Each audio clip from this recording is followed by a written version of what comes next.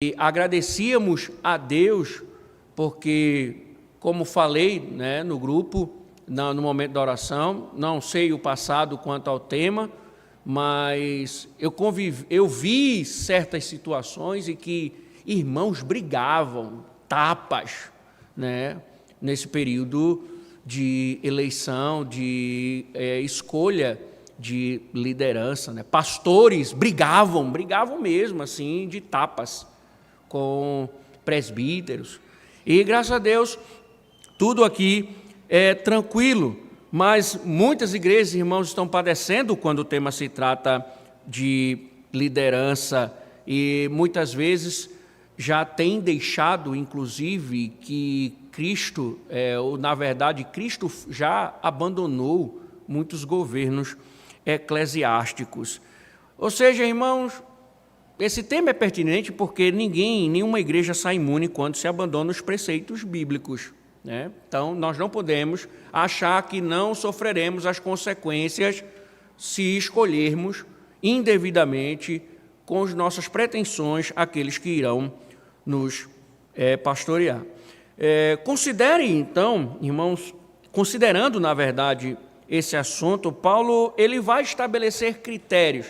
Após ele falar sobre o desejo, sobre a excelência da obra, né, sobre o serviço, Paulo vai estabelecer critérios para a liderança eclesiástica, né? E deixando claro o que nós falamos no sermão, é que Paulo ele pontua com ênfase, né, fiel a esta palavra, para que Timóteo ele não julgasse que alguma daquelas observações ou qualificações deveria ser desconsiderada. Então, o objetivo é que Timóteo e a igreja entendam que eles deveriam subscrever aquelas qualificações na íntegra, né? Não rejeitando uma coisa ou outra. O objetivo é que a igreja, Timóteo, ambos submetessem à vontade de Deus. E nós podemos dividir essas qualificações em três aspectos: pessoais, matrimoniais e ministeriais. E lembrem-se, como falei, nós não podemos dar um grau de importância a um aspecto e a outro não. Elas estão no mesmo nível. Então, não é que ele tem que ser bom em uma qualificação e na outra ele pode ser mediano quanto àquela qualificação. Paulo espera que os oficiais eles atendam às qualificações que ele coloca, né? Então, por quê? Porque essa é uma estrutura, você não pode diluir nenhuma das partes. É como, por exemplo, os atributos de Deus. Você não pode dar uma ênfase ao amor em detrimento de um outro atributo. Todos os atributos estão na mesma essência, né, na mesma glória. Então, nós não podemos diminuir nem aumentar as questões que Paulo vai tratar aqui. Então, lembrando que, como Paulo instrui a igreja proibindo que as mulheres governem. Então, Paulo deixou claro, a mulher não pode governar a igreja, ela não foi chamada para governar a igreja. Automaticamente se pressupõe, o argumento de Paulo é esse, que os homens são chamados para o ofício. Só que as qualificações, elas mostram que nem todos os homens foram chamados para esse propósito. Então, o ofício é diferente da natureza, por exemplo, do governo do marido no lar.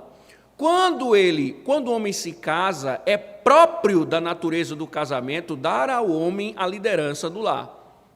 Mas quando se trata da igreja, do governo da igreja, é Cristo quem separa alguns homens e coloca esses homens para que eles governem o seu povo. Então, não é porque eu sou homem, eu vou liderar a igreja. Não é porque eu sou homem, eu fui chamado para liderar a igreja. Então, isso fique bem claro, né? Para que a gente... Porque senão todos os homens aqui vão ser presbíteros e diáconos. Não tem lógica isso. O corpo ele tem a sua devida distribuição. E assim foi o que a Escritura, ou como a Escritura orienta. Você veja que Paulo chega a dizer, como nós lemos no capítulo 4 da epístola dele à igreja de Éfeso, que Deus deu dons aos homens e alguns ele separou para o ministério da palavra. Alguns foram apóstolos, evangelistas, pastores e mestres. Então, Paulo, quando escreve à igreja de Corinto, diz, um tem dom de profecia, outro tem dom de línguas e etc., porque mostra essa distribuição. E, nesse sentido, o governo da igreja também, alguns homens foram qualificados para essa tarefa. Então, proibir homens ou mulheres do governo da igreja não significa que sou homem, eu posso governar, eu posso ser presbítero, eu posso ser diácono. Tem que ser, como nós vimos, vocacionado, separado, é um chamado espiritual, né? Não é uma delegação da igreja, mas é um reconhecimento de uma vocação divina. Deus chamou, a igreja reconhece. E justamente por ser tão nobre, isso que Paulo vai apresentar alguns requisitos. E no caso, enfoca agora como é o presbiterato, o que se resume os elementos é que o indivíduo ele tem que ter o bom testemunho da igreja e ele tem que ter o bom testemunho dos de fora. Ou seja, um dos aspectos que Paulo vai colocar é que não pode existir discrepância entre vida religiosa e vida pública. Então, essas esferas, elas devem estar em harmonia. Então, se o cara tem uma vida na igreja, uma vida de santidade, se espera que ele também tenha na sociedade. Então, Paulo espera que haja um testemunho da igreja com relação àquele irmão e também haja com relação ao mundo também testemunho favoravelmente quanto àquele indivíduo. Ok? Isso é importante por quê? Porque para não chegar nessa questão de hipocrisia. Você vê uma vida piedosa na igreja, mas no mundo ela tem suas dificuldades, ela tem os seus pecados expostos de uma forma assim escandalosa. Tá bom? Então, o Paulo começa com uma expressão fortíssima, né? Quando ele diz assim que o bispo, é necessário, pois, que o bispo seja irrepreensível, né? Quando Paulo vai falar sobre esse tema, ele abre dessa forma, né? O termo é muito pesado, irrepreensível. E aí, então, alguém pode dizer assim, será que Paulo está falando de um homem perfeito, né? Será que o apóstolo Paulo está falando de alguém que é perfeito? Irmãos, se for perfeito, dançamos, né? Então, ninguém governa a igreja de Cristo. Nem também impecável, porque o próprio termo ele não pressupõe uma vida impecável. Ora, a própria Escritura diz, se dissermos que não temos pecados, somos mentirosos, e a palavra de Deus não está em nós. Ou seja, por mais santo que alguém seja, ele luta com o pecado, com alguma demanda, alguma sedução do diabo no coração e, por vezes, falha. Então, o que o termo significa quando diz que ele seja irrepreensível? O termo ele sugere, irmãos, alguém que não tem uma mancha, que não tem escândalos, que não nem mancha nem escândalos que coloquem ele no descrédito. Acredito que é pertinente o comentário de Calvino, porque ele diz assim, certamente que não se encontrará nenhum homem que seja eximido de toda e qualquer mancha. Mas uma coisa é ser culpado de faltas comuns que não ferem a reputação de um homem, visto que os homens mais excelentes participaram delas, e outra completamente distinta é ter um nome carregado de infâmia e manchado por alguma nódoa escandalosa. Ou seja, o que Calvino comenta a partir do termo usado por Paulo é que uma coisa é você pecar, outra coisa é você ter uma reputação manchada pelos pecados. É quando a igreja e a sociedade, ao olharem para você, identificam logo de cara ali pecados, é alguém que não é famoso pelas suas virtudes espirituais, mas é alguém que é conhecido pelos seus pecados. E essas podem ser situações diversas. E aí o Warren Wiersbe, ele comenta que é uma vida livre de acusações, tanto de Satanás como dos incrédulos. E aqui se trata de atitudes morais que marcam, referenciam a vida. Ou seja, um presbítero, ele deve ser alguém espiritual, não carnal. Ainda que ele tenha falhas, ele não é conhecido pelas suas falhas. Ele é conhecido pelas virtudes espirituais que ele tem. Então, mesmo que ele tenha cometido algum pecado, ele nunca é referenciado por este pecado, mas pelas suas virtudes. Ele peca porque é próprio de sua natureza, mas ele não é conhecido por isso, mas pelas suas virtudes espirituais. Por isso ele é alguém irrepreensível. Porque homens santos, irmãos, até quando pecam, santificam outros. Então, eles, em seus pecados, em seu arrependimento, em sua conversão, eles santificam outros.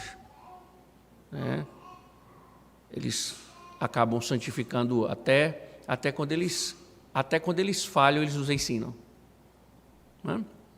Então, é alguém que é irrepreensível. Aí Paulo desdobra, como alguém vai ser estruturado dentro dessa esfera. Paulo diz, esposo de uma só mulher. Discute-se aqui, por exemplo, se Paulo estava falando sobre polígamos. Vocês sabem que, no contexto de Paulo, havia casamentos mistos, no sentido mistos plurais, um homem casado com várias mulheres. E alguns autores discutem se Paulo estava preocupado com essa área.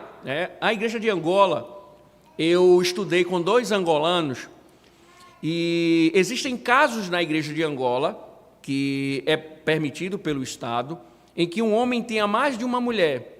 Então ele disse que é muito comum, eles me disseram, eles tinham até me convidado para ser pastor em Angola, no período do seminário, e Neide ficou doidinha para ele, foi Neide.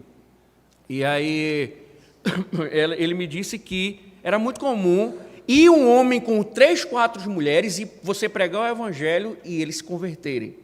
Aí eles perguntavam para mim, o que o senhor faria, pastor? Ele fala meio Portugal. E aí, pastor, o que fazer?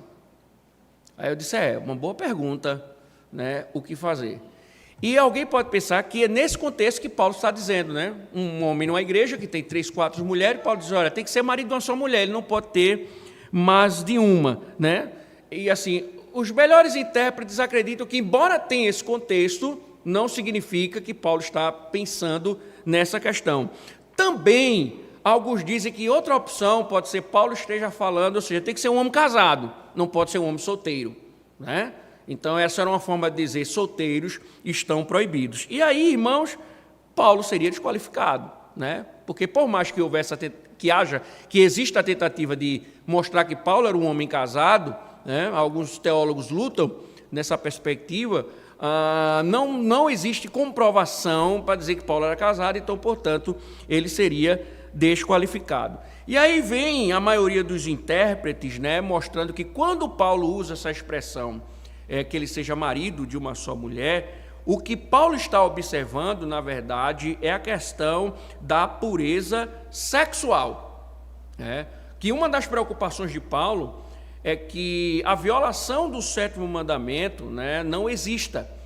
No sentido de que, o que é que compreende o 7º mandamento? Ele não compreende somente o ato de adultério, mas ele compreende todos os pecados que cercam o ato sexual indevidamente. Então, ele pega esse princípio da estrutura do casamento, porque o que é que Paulo diz assim? Se você não pode conter-se, case, que é melhor casar do que viver abrasado, ardendo de desejo. Ou seja, Paulo pega essa estrutura para falar que um presbítero, ele tem que ser puro sexualmente. Ele tem que ter uma vida sexual pura.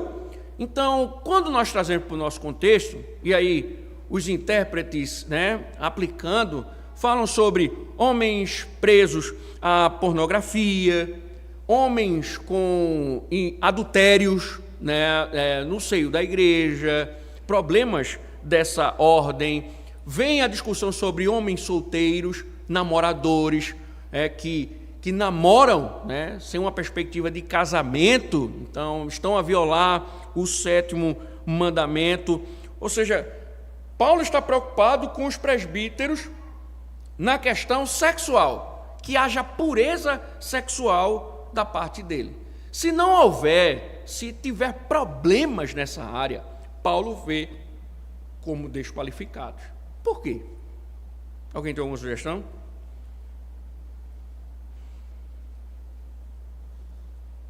Na dinâmica do pastoreio, um homem pervertido sexualmente, quais as dificuldades que eles teriam? Levantou a mão, pastor?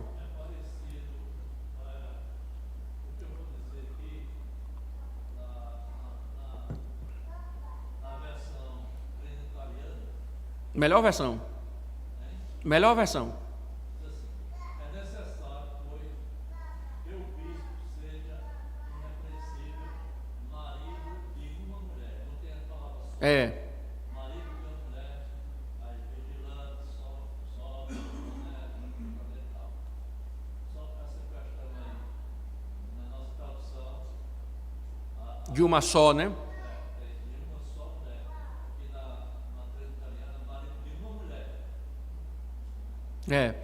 Porque a versão trinitariana ela segue o manuscrito mais antigo, né? Aí ele diferencia. Se a gente lê a Almeida Corrigida Fiel, a gente vê uma diferença gritante. Inclusive, uma das intenções nossa, quando a igreja vai progredindo automaticamente, é que a gente migre da NAA para ACF, né? Para a gente começar agora a pegar uma tradução clássica e começar a trabalhar um original mais assim, vamos dizer assim, algo mais, uma feijoadinha em termos de traduções, né? Mas isso vai ser um assunto para o futuro chamado de manuscritologia, para a gente entender a importância disso. Mas a observação do pastor, somando-se aqui, entendam por quê? Por que essa preocupação de Paulo com a questão sexual? Rapidamente, vocês têm 10 segundos. É simples, irmão. Por quê? Não, óbvio, é exemplo. Mas no governo da igreja, e por que preocupação de Paulo com isso? Você confiaria sua mulher a um cara pervertido sexualmente? Sua mulher chegando para o pastor, pastor, eu quero ter um conselho com você, com o senhor. E aí? Né? Sua filha adolescente, já pensou? Um presbítero pervertido pegando a adolescente para aconselhá-la?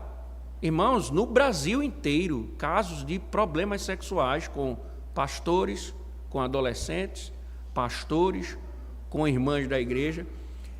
Eu até achei engraçado, porque teve uma igreja, eu não vou dizer o lugar, porque se alguém estiver me ouvindo dessa região, ele vai identificar, que teve esposa de pastor com caso com seminarista. Então, assim, como é que um homem desse vai pastorear as mulheres? Como é que um homem desse vai pastorear as jovens? Então, Paulo tem essa preocupação. Ele tem que ter uma pureza sexual. E aí, irmãos, veja, pastores que são conhecidos pelos inúmeros escândalos de sexualidade, pastores que são mais conhecidos por pegar secretárias, irmãs da igreja, enfim, eles são reconhecidos por essas práticas. Paulo está dizendo, não, o ministério dele é outra coisa, não é a igreja, não. Pois não, meu irmão?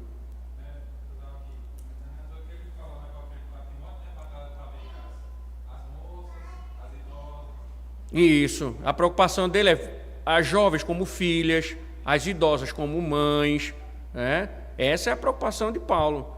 Então você pega um cara, um homem que ele é conhecido, reconhecido, porque, irmãos, veja, eu tenho dúvidas, isso aqui eu digo, Eu tenho dúvidas quanto, por exemplo, um pastor fiel, vamos pensar no caso de Steven Lawson, né?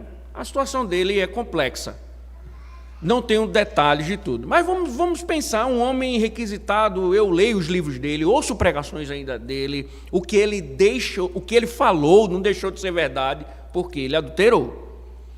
Mas vamos imaginar que a situação dele foi diferente, mas ilustrando aqui, vamos supor que ele cometeu esse ato, e aí ele reconheceu em seguida, pediu perdão, se submeteu a tudo e foi restaurado. Eu não tenho dificuldade de entender que Cristo restaurou o ministério, não.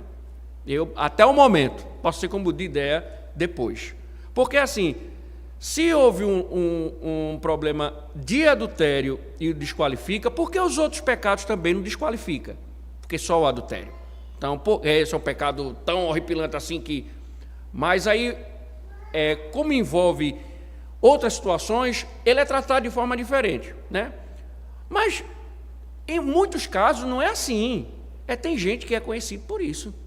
Pastor que é pegador, pastor que pega funcionária, que tem suas empresas, ele é conhecido por isso, ele não é conhecido pela pregação, pela piedade. Ele não é um homem tão piedoso, meu Deus. Não é o que a gente não sente, né? Quando eu recebi a notícia, é que eu faço parte de um grupo que tem um grupo de irmãos americanos, em algumas igrejas americanas. Então, quando acontece alguma coisa lá, a gente recebe de primeira mão, né, as informações. Me entristeci, nossa, um homem para mim de referência que eu gostaria. A gente se entristece, né?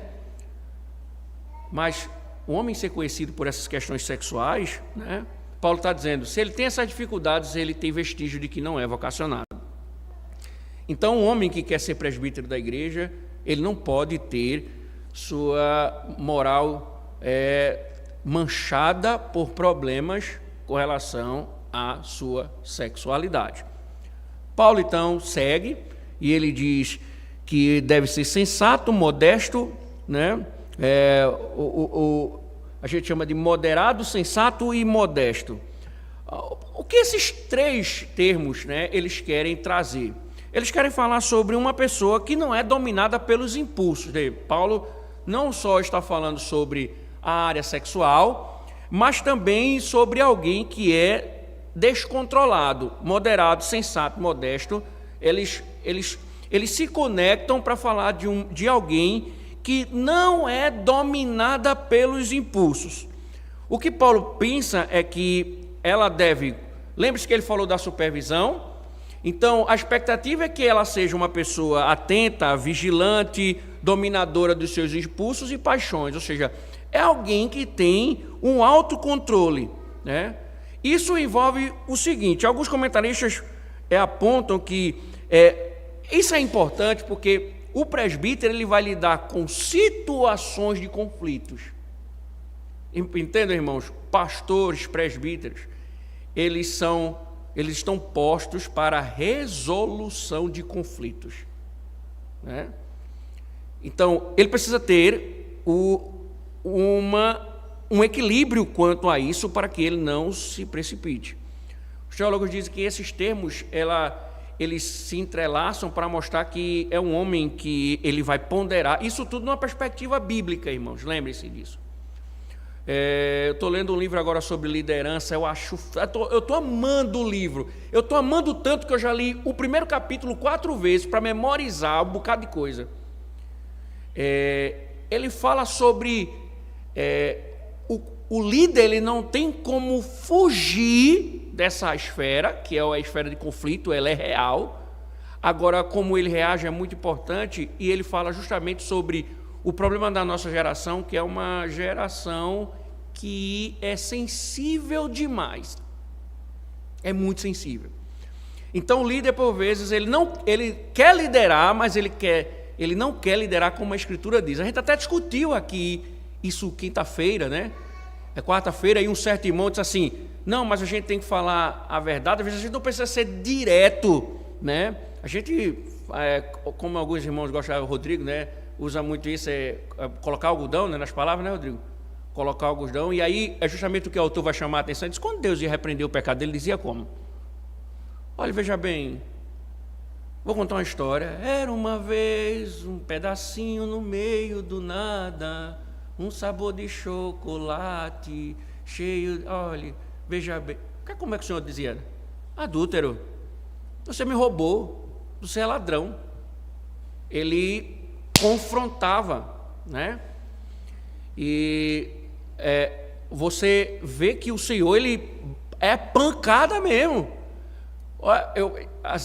Eu gosto do Antigo Testamento, por causa da linguagem, né? O Senhor chega para Israel e diz: vocês são como uma jumenta no cio. E aí? Né? A pessoa, eu estava brincando com os irmãos, disse, qualquer domingo Deus vai dizer: vocês são como jumentos no cio. Né? Um perco o ministério. Mas essa é a linguagem, né? É bem direta, objetiva. Então, Paulo está pensando em alguém que está lidando dentro dessa esfera de conflitos, porque a igreja tem conflitos, a igreja tem problemas. Aí ele tem que ponderar, ele tem que refletir, ele tem que analisar antes de agir. Moderado, sensato, modesto, podemos resumir como um cara equilibrado, né? Então, ele tá diante do conflito, mas ele não é um cara que age pelo impulso, ele não tem desequilíbrio emocional. O autor do livro chama a atenção que um dos grandes problemas hoje da liderança na igreja é desequilíbrio emocional. É que o cara está governando a igreja com os sentimentos. O cara está tomando decisões com base em sentimentos. As ações são desequilibradas porque ele está envolvido por sentimentos. E aí, irmãos, imagina um homem desse decidindo o futuro da igreja. Imagine um homem desse julgando o caso de disciplina. É uma catástrofe, né? Seria uma catástrofe. E Paulo diz: um homem desse não pode desequilibrar ou liderar a igreja. E aí você vai ver que mais na frente isso vai justamente apontar, inclusive, para a questão do homem irado, né? E a gente vai ver como Paulo trata sobre isso. Outra coisa, Paulo fala sobre hospitalidade, que ele seja hospitaleiro.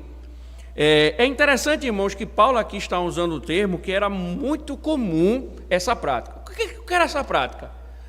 Muitas pessoas, devido à peregrinação, né, muita gente fugia e era disperso. O que acontecia? O cristão vem, né, abre a porta e hospeda essa pessoa. Essa hospedaria não é somente dar um quarto, é alguém que está ali a cuidar da pessoa, a alimentar a pessoa, vestir a pessoa. Paulo se apropria desse termo, que significa literalmente é alguém que é amigo dos estrangeiros, para falar o seguinte, que alguém hospitaleiro é alguém o quê? É alguém que tem a mão aberta, né?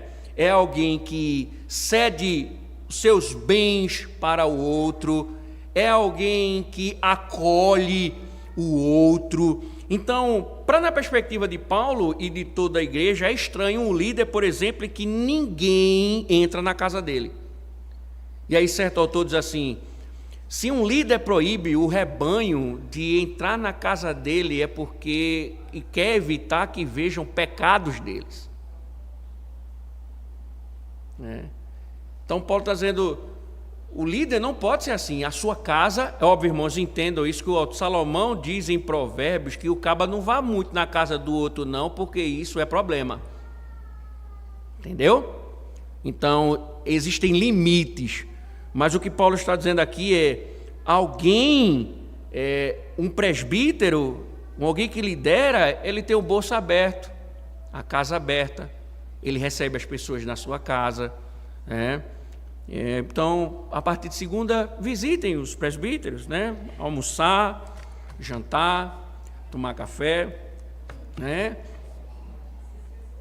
Eu me lembro que de presbítero para lá, né? Para cá não. Eu falei um negócio desse quando foi numa segunda-feira, tinha uma irmã de 6 horas da manhã na minha porta: pastor. Eu disse: Neide, pega o barrote, porque eu acho que ela levou muito a sério. Eu vou torar o tendão dessa ovelha para ela entender que não é bem assim não, que 6 horas às vezes eu quero dormir também. Então, irmãos, é natural, né, que os líderes acolham a igreja em sua casa em devidos momentos, né? Paulo está esperando isso. Não só acolham, mas cuidem, socorram, né? Tenham ações, né, que visam assistir pessoas necessitadas do meio do rebanho. Então, alguns teólogos dizem, se fôssemos pegar um sinônimo para hospitaleiro, né, alguns dizem que ele poderia ser alguém do socorro, alguém que socorre, né, os outros. Então, ele tem prazer não só de receber, mas de assisti-la em suas necessidades, né? Ele não só recebe, ele assiste as pessoas em suas necessidades. Paulo anda e diz apto para ensinar. E essas palavras, irmãos, aqui, apto para ensinar, elas traduzem simplesmente um único termo, né, que traz a ideia óbvia, né, de que a pessoa, o presbítero, ele tem que ter aptidão para o ensino. Então, o que Paulo tem em vista não é simplesmente um mero interesse, né, porque às vezes o cara tem interesse de ensinar, ele tem interesse de instruir a igreja, mas Paulo quer dizer o seguinte, ele tem que ter dom para isso. Ele tem que ter dom para isso. Indica dom, habilidade e competência. Automaticamente, Paulo está excluindo o presbítero leigo. Ele está excluindo o presbítero leigo. O presbítero indisposto para o ensino, porque alguém que despreza o aprendizado e rejeita o conhecimento, ignorando o conhecimento, ele nunca vai aprender. E Paulo está reprovando isso. Por que isso é importante, irmãos? No caso dos presbíteros. Rapidinho, vamos, para ver se a gente termina aqui de 1 hora. Por que isso é importante?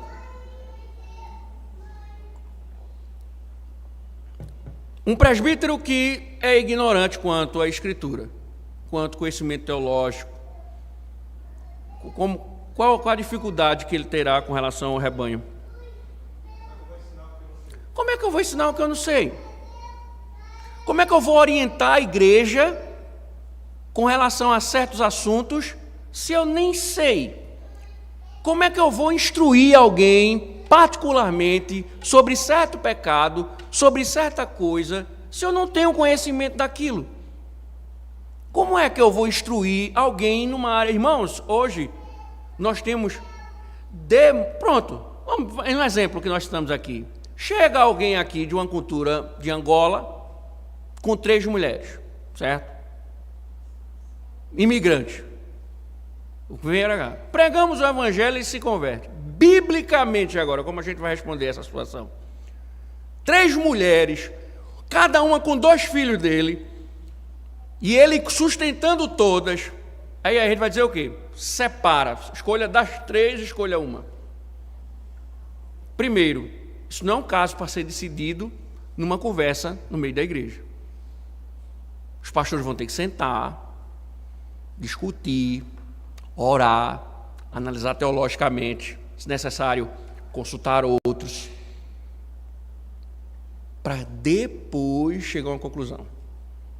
Agora imagine um conselho, presbíteros ignorantes, biblicamente. Que catástrofe vai ser essa decisão? Imagine. Isso a gente está pegando uma situação assim. Outra situação, chega aqui um trans, né? Acaba que tem toda a pirataria formada, né? Converteu-se. Eu já tive um sogro assim, acredita? Misericórdia, eu me lembro desse passado, né? Minha namorada disse, vamos conhecer meu pai. Quando eu cheguei, eu disse, é pai ou é mãe? Né? Parecia um balão, né? Todo cheio de silicone, enfim. Aí se converte. O que a gente faz agora com o corpo feminino dele? E aí? Como é que a igreja julga isso? Como é que vai? Então, veja. Estoura o balão, né? Eu vou ser preso por causa de vocês, viu? Presta atenção.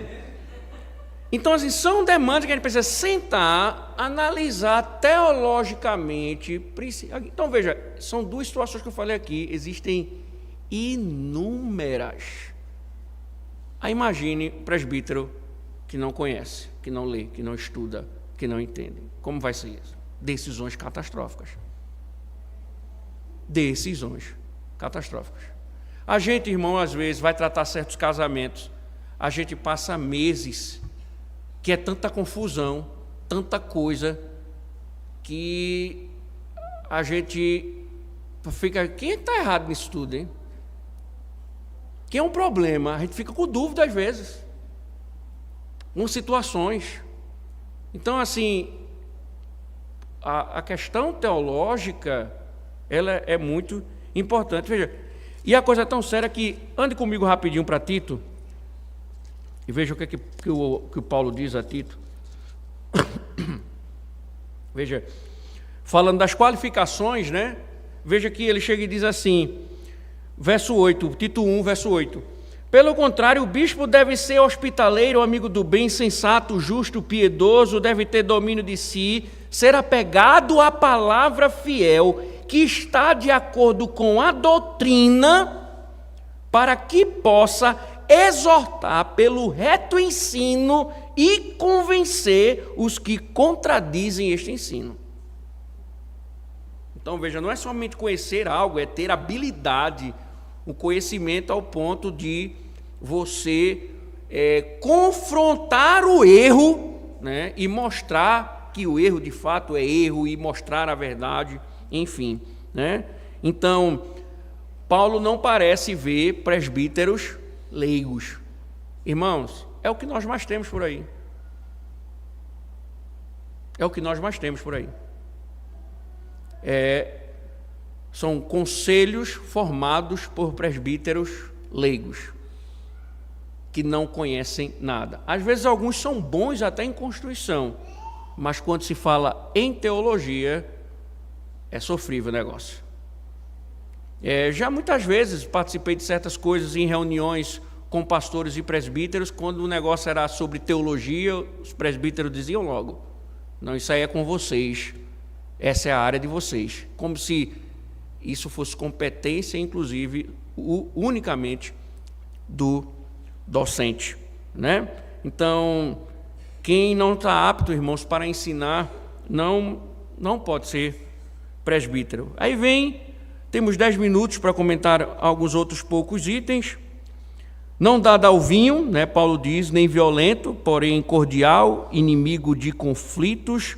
Então, aqui, irmãos, vocês já sabem, não dado ao vinho, não é que Paulo está dizendo que gosta de tomar vinho, ou é que é proibido o vinho. Então, os irmãos aqui, admiradores de vinho, não se preocupem, continuem com suas adegas em paz. Paulo não está proibindo isso, até mesmo porque o próprio Paulo, no livro a Timóteo, ele diz, Timóteo, toma vinho, por causa das tuas constantes enfermidades no estômago. O que Paulo está falando é que era muito comum na época, óbvio, né, o pecado da embriaguez, né, as pessoas bebiam, se excediam, né, e o que Paulo está falando aqui é sobre não alguém que bebeu e se excedeu, mas é alguém que faz do vício o seu prazer, e nesse caso falta ali domínio. Então, um homem sem domínio é um homem descontrolado, né? Um homem sem domínio é um homem descontrolado. E automaticamente ele é violento, ele é amante de conflitos. Por quê? Porque Paulo associa isso. Porque você veja, Martin Lloyd Jones tem o livro, né, o comentário dele de Efésios, e ele reserva um capítulo para tratar sobre não vos embriagueis com vinho em que há contenda, e ele fala do seu aspecto científico da embriaguez, né? Então, a embriaguez, o que é que ela faz? Ela tira o homem do seu estado normal. Então, quem é macho, embriagado, vira Rambo, né? Quem tem tendências, né, aos arco-íris da existência, começa a dar beijo, né, em porco rosa. E as pessoas geralmente colocam para fora, né? Eu não sei quem foi o filósofo que disse assim, quer saber a verdade dele e álcool. Geralmente eles colocam para fora com naturalidade. Há um descontrole, por isso que, por exemplo, o catecismo diz que embriaguez, pecado de embriaguez é quebra do 7º mandamento também. Diz que é. Por quê? Porque a embriaguez leva à promiscuidade sexual. São pecados que estão juntos. O cara que se embriaga, ele vai no caminho do pecado sexual também, né? E por isso que o mandamento diz que é também violação do 7º mandamento. Então, o que Paulo está querendo mostrar aqui é que, através desses pecados, é que ele é um cara que ele tem domínio próprio, ele é controlado, ele não ama conflitos. Mas aqui, o contrário é alguém que é irado, alguém que é disposto a promover guerra. Irmãos, tem gente que não gosta de paz. Tem gente que parece que só vive no meio a conflitos. E você pode ver, tem conflitos, o nome dele está no meio. É impressionante isso. Está tendo confusão entre os irmãos, tal. Já sei, fulano está no meio. Já sei, ciclano está no meio. Paulo diz que ele não pode ter essa postura. Ele não pode ser conhecido por isso. Ele não pode ser conhecido pelo descontrole. Ele não pode ser conhecido por ser briguento, por ser de intrigas. Na verdade, ele é o contrário.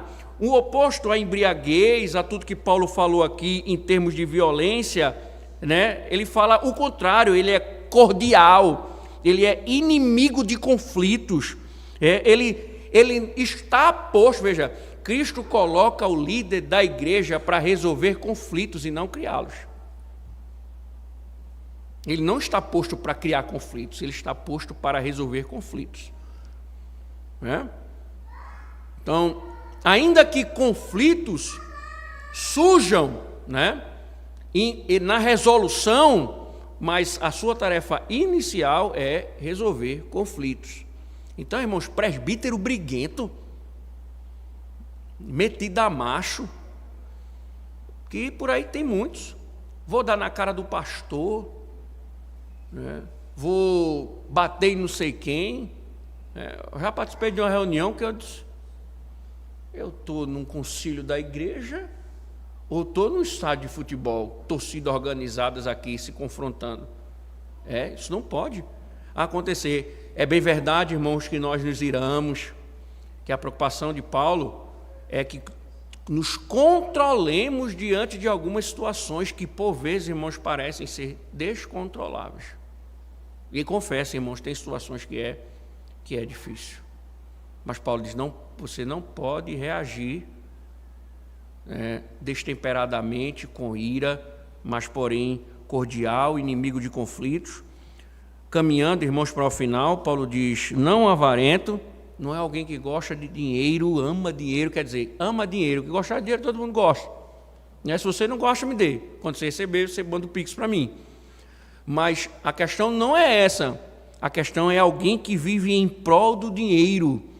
Então, por que Paulo está dizendo isso? Rápido, pensem, uma coisa simples, como envolve presbítero, envolve pastor, envolve o governo da igreja. Por quê? O que mais acontece por aí? O cara que ama dinheiro, ele negocia a verdade. Você, o dízimo é grande, então você está protegido dos seus pecados. Agora, o pobrezinho, Ricardo, quanto é que é o dízimo dele? É um salário mínimo só. O do irmão, 10 salários mínimos. Vou preparar um machado, vou dar uma cipuada, vou torar ele no meio e pegar de embalo a esposa dele. Eu protejo o que tem 10 salários mínimos. Então, assim, alguém que é governado pelo dinheiro, ele vai administrar em prol do dinheiro. Eu vou dar um exemplo. Quando eu migrei do movimento pentecostal para procurando uma igreja reformada, um pastor de uma denominação pentecostal me procurou. E aí ele pediu que ele queria me ordenar pastor desta igreja. Eu disse, cara, não tem condições, minhas convicções são reformadas, eu não tenho como governar uma igreja ensinando aquilo que eu não creio. Não, mas veja bem, você é muito bom, aquelas conversas fiadas, a gente vai lhe dar um salário bom, agora eu lhe digo logo. nós temos problemas de adultério na igreja, esse assunto não pode ser tocado. Aí eu disse, não, meu irmão, me desculpe, mas se eu já não ia, agora que eu não vou mesmo, por causa de um salário, eu vou ter que me privar de denunciar pecado? Não, me desculpe. Mas é assim que funciona em muitos lugares. As pessoas não tratam dos pecados. Não, por quê? Por causa do dinheiro, o salário é que manda, os presentes que a igreja dá ao pastor, à liderança. Paulo está dizendo, esse homem não pode ser avarento. Né? Então, é óbvio. Caminha, Paulo diz, governa a casa e cria os filhos sobre disciplina. Aqui é óbvio, irmãos, o princípio de Paulo é quem não governa a sua própria casa, vai governar a igreja? Eu me lembro de uma situação que eu participei do conselho, em que uma pessoa candidata ao diaconato foi chamado para ser ouvido. E aí, pelo comportamento dele e da esposa, a gente já tinha uma ideia de que... mas não foi aqui não, tá, irmão? Foi em outra região. A gente já tinha dificuldade, a gente já percebia que não era ele que mandava em casa. Né? E aí foi feita a pergunta, porque no conselho a gente faz perguntas diretas, né? Quem manda na sua casa? Ele, minha mulher, claro. E ficou rindo. Como é que é? Não eu recebo dinheiro, entrego na mão dela, as decisões, quem toma quem decide é ela. Então, ela que mandava. Vai dizer, pronto, vai ser diácono no inferno. Aqui não. Governe bem a sua própria casa. Você é o líder, você é o cabeça. Então, homens que não governam o seu lar, que não são líderes do seu lar, filhos que não são governados debaixo de disciplina.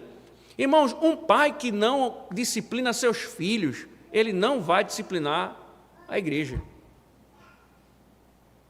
Se ele não disciplina uma criança de 5 anos, ele vai disciplinar uma criança de 50. Veja, se você tem domínio numa criança de 5 anos e você não disciplina, imagine um senhor de 60, 70 anos com pecados públicos. Será que ele vai disciplinar? Segundo, os filhos dele andam debaixo de uma disciplina, né? São disciplinados. Então, prestar atenção, o cara quer ser líder da igreja, mas o filho dele, é óbvio, entenda, é solto na igreja, faz o que bem entende, é o giraia, o Thundercat, o Power Ranger dentro da igreja, é o terror, e os pais omissos, pode ter certeza, tem um problema de liderança ali. Porque a questão não é os filhos não, irmãos, tem filhos que é certo, a gente sabe que eles são terroristas. Se você der um chiclete, um pedaço de fio, né? Tinha 2 ali unidos no domingo passado de noite conversando, eu só observando a conversa. 2 especialistas.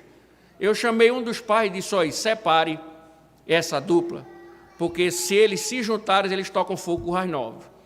Pode ter certeza, tem filhos que... E você vê a luta de alguns pais, e bate e sai, e volta e vê e vai para lá. Mas a gente vê, por vezes, muitos pais que soltam seus filhos fazem o que bem entendem, e isso demonstra, irmãos, muitas vezes, falta liderança masculina e de filhos sob disciplina.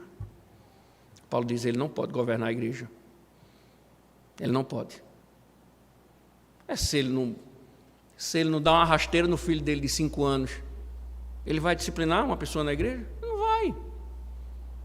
Ele não vai. Se o filho faz o que quer, na igreja o que é que vai acontecer?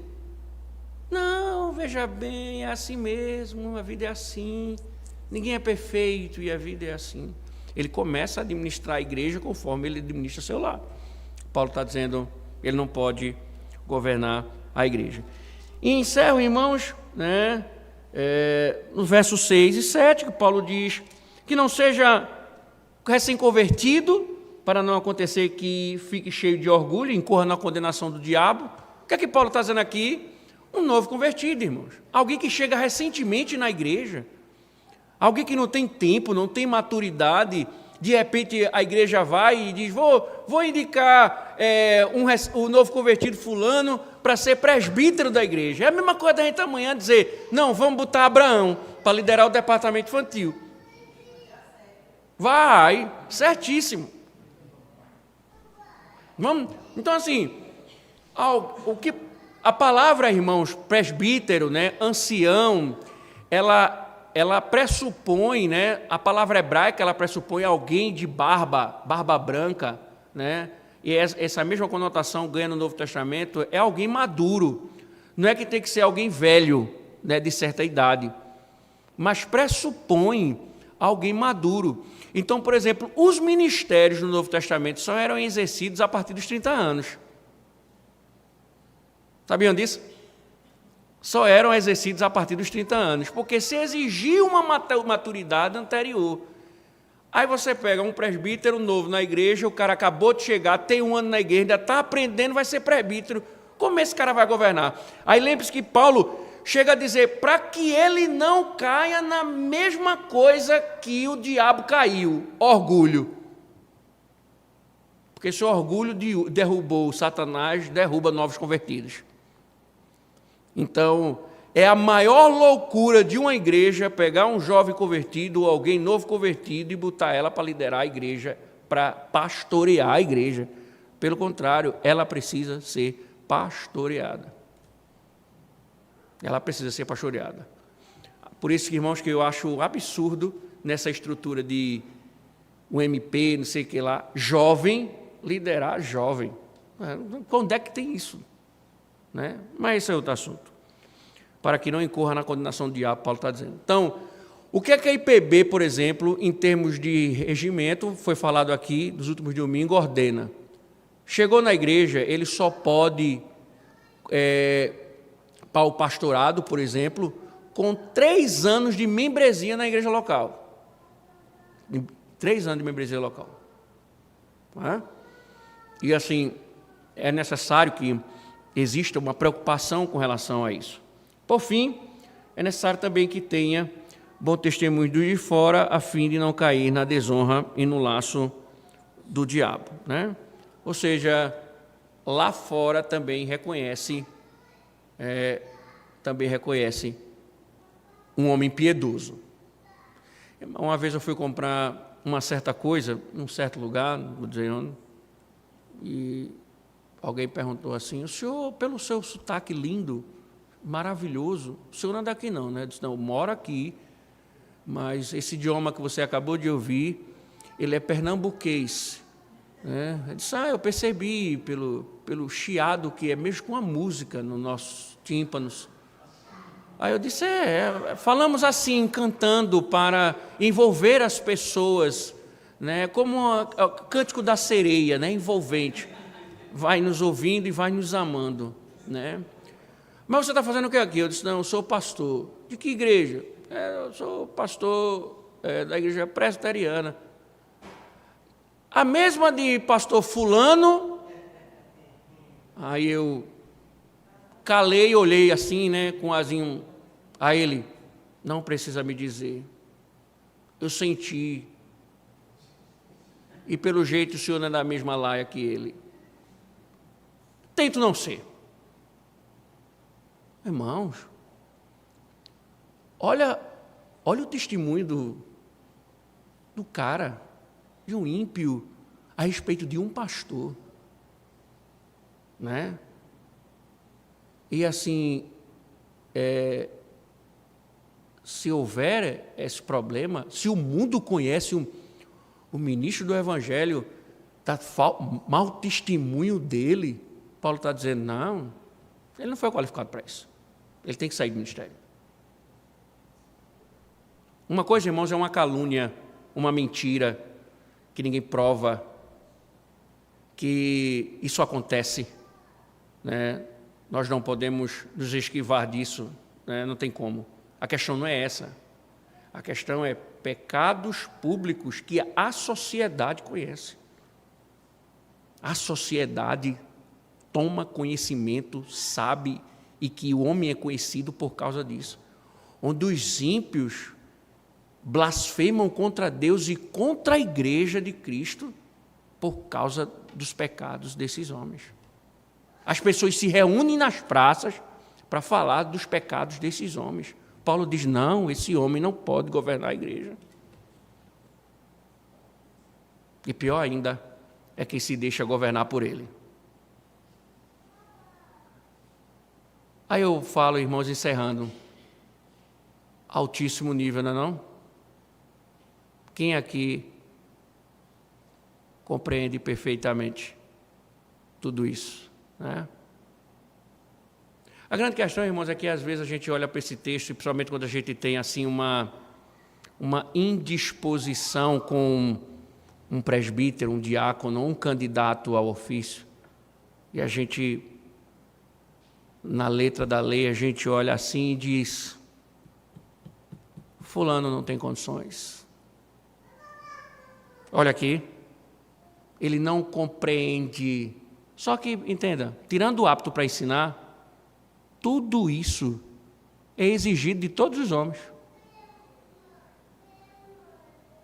Não é só dos presbíteros e dos pastores, não. Paulo está dizendo isso para você também. Tirando o apto para ensinar, você tem que ser marido de uma só mulher, hospitaleiro, cordato, não dado ao vinho, não avarento. O que Paulo está dizendo aqui, alguns homens vão se destacar nessa área, mas todos os homens devem apresentar essas características. Então, irmãos, veja, Deus exige perfeição, mas Ele não desqualifica ninguém pelas imperfeições, para que a graça ela se manifeste. Agora, antes de emitirmos juízo sobre outros com relação à falha de uma coisa ou outra, perguntemos: temos sido assim também perfeitos como essa lista? Como é que vai seu casamento? Como é que vai seus negócios? Como é que vai sua relação com o próximo? Então, irmãos, Paulo nos apresenta qualificações aqui altíssimas, perfeitas para serem aplicadas no ministério, no cuidado da igreja. E digo, olhe, ninguém perfeitamente cumpre tudo. É um desafio e nós temos que lutar para que... Mas falhamos, por vezes. Às vezes nos iramos. Eu luto contra a ira, sabia disso? Eu digo isso sem medo, com tranquilidade. Eu luto, irmãos, contra a ira. Às vezes dá vontade de dar barrote em nego. Às vezes só me lembro uma música que cantam muito. Dá-lhe bicuda na cara do cão. Às vezes é assim. Essa é a trilha sonora. Dá-lhe bicuda na cara do cão. E às vezes tenho que me controlar, né? Lutamos, né, com certas coisas, é um desafio e buscamos e vamos até o final, né? Mas às vezes a gente, irmãos, quer sobrecarregar tantos outros, e principalmente nessa área de escolhas de oficiais, e por vezes nós andamos publicamente falhando em muitas coisas.